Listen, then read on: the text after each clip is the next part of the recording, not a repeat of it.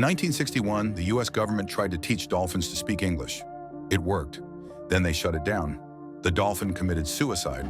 The files were destroyed, and no one ever talked about it again. Why?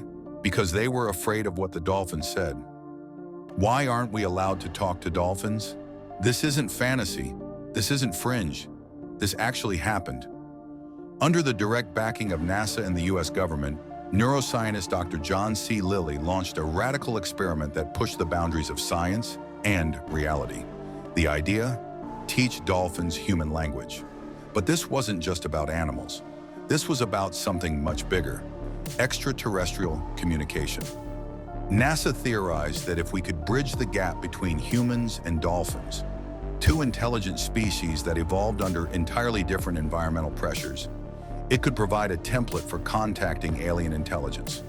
Because if we couldn't understand a being from our own planet, what chance would we have with one from another? So they built a lab. On the island of St. Thomas in the Virgin Islands, they constructed a strange living space, half submerged, half dry, fully immersive. A young woman named Margaret Howe Lovett volunteered to live in it, 24 hours a day, for months, with a dolphin named Peter.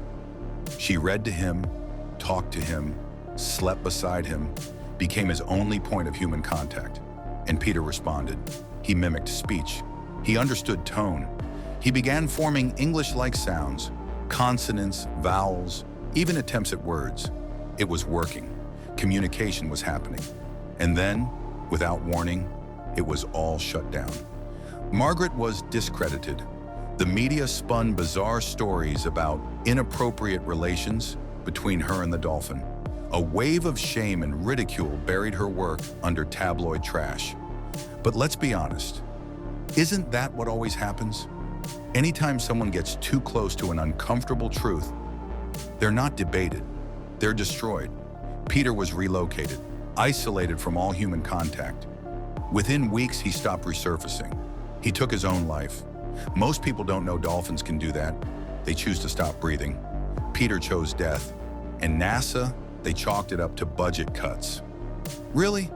They abandoned a working prototype for interspecies communication, the very key to extraterrestrial contact, because of money?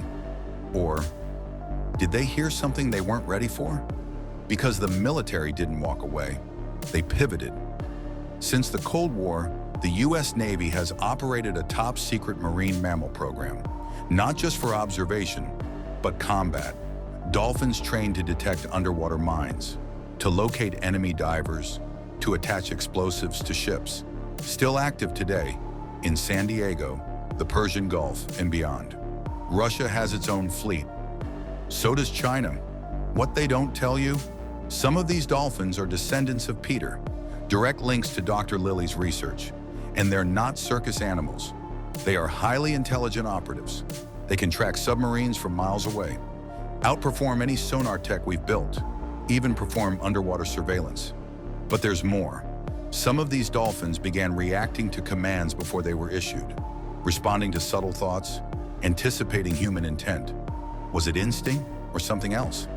At least 2 military whistleblowers claimed these dolphins were communicating across vast distances, exchanging information beyond the limits of known sonar, sending signals no device could intercept. What kind of intelligence is that?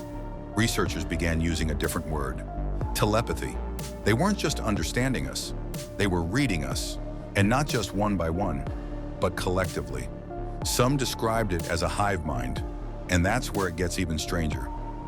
Within black budget reports was a rumored initiative, Project Orion, not a training program, a decryption program, because they realized dolphin language wasn't just sound, it was data, or worse, a message.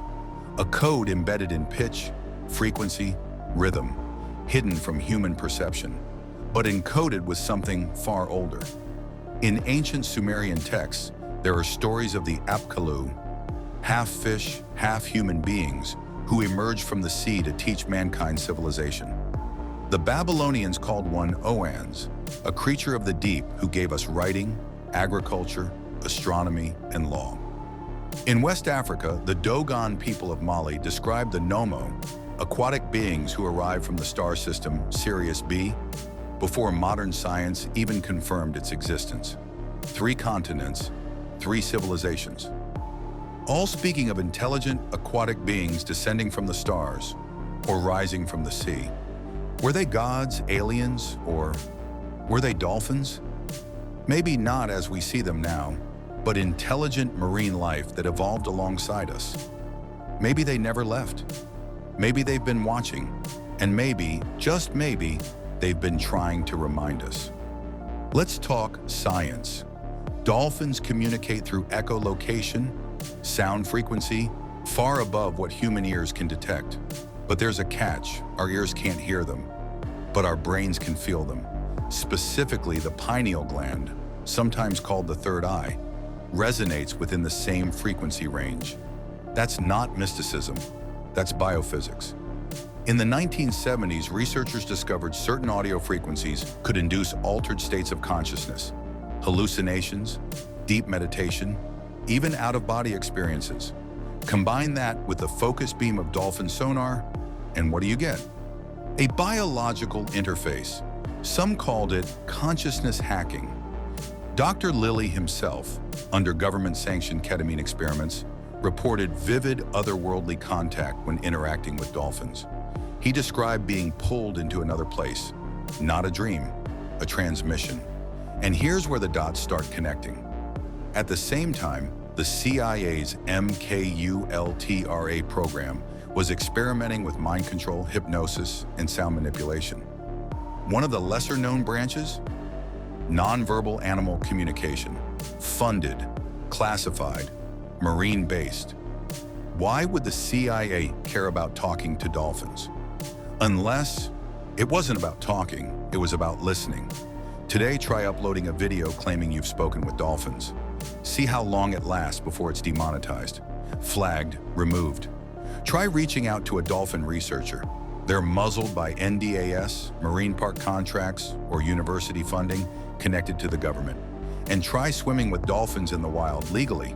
In the US, it's prohibited. In Hawaii, completely banned? Not discouraged. Outlawed. Why? We're allowed to cage them, force them to perform. But the second you try to initiate communication, you're breaking the law? That's not about conservation. It's about containment.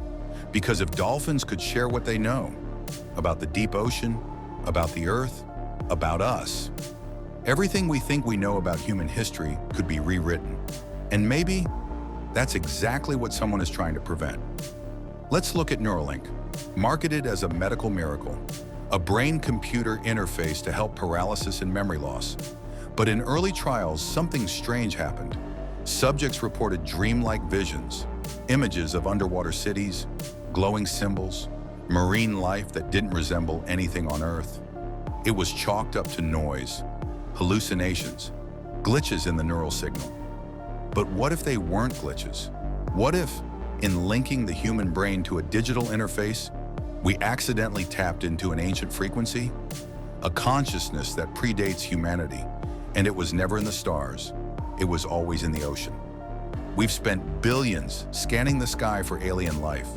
We've sent probes past Pluto, built massive arrays in the desert to capture whispers from other galaxies.